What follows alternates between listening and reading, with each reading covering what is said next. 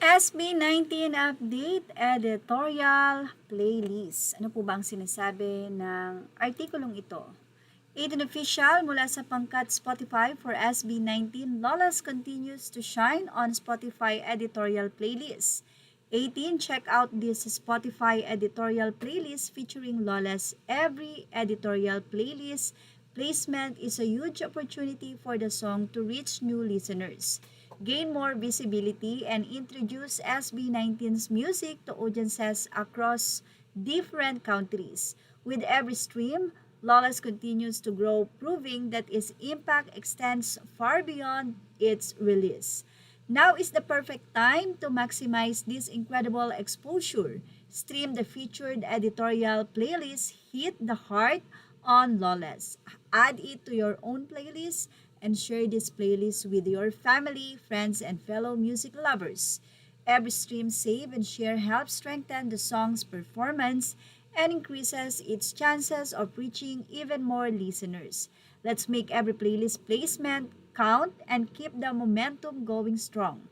Stream and share 18 together. Let's help Lawless make an even bigger impact and continue reaching new heights on Spotify. Sa ibang balita naman, ibinahagi ng isang post na ito ang Capricho Entertainment kung saan sinambit nila ang SB19. At ang nasabi nga pong update na ito ay ang magaganap na Lollapalooza 2027 sa Brazil. Lollapalooza Brazil 2027, Lollapass pre-sale is open.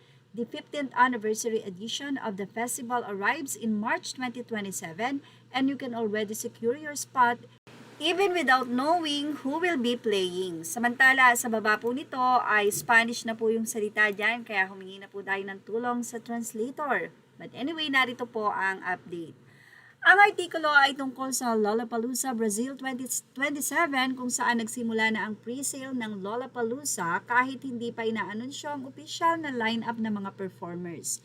Mukhang ito po ay surprise. Ang bahaging naka-highlight ay nagsasabing isinalin sa Pilipino.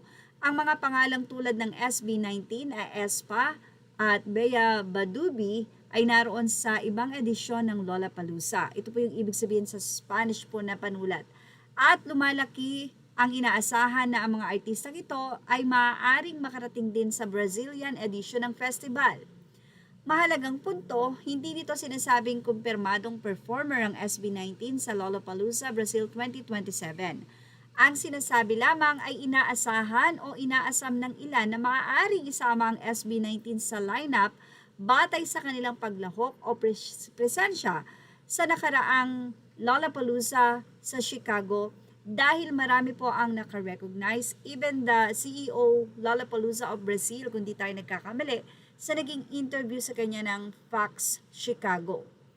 At salitang Portuguese na expectativa ay nangangahulugang expectation o pag-asa na ang SB19 po ay makikita o mag-perform muli sa Lollapalooza Brazil 2027 sa March. Naku, malapit na po ito. Kaya naman po, abangan natin ang mga magiging announcement kung sino po dun sa mga first act sa Chicago ang papasok at magpe-perform muli sa Lollapalooza, Brazil.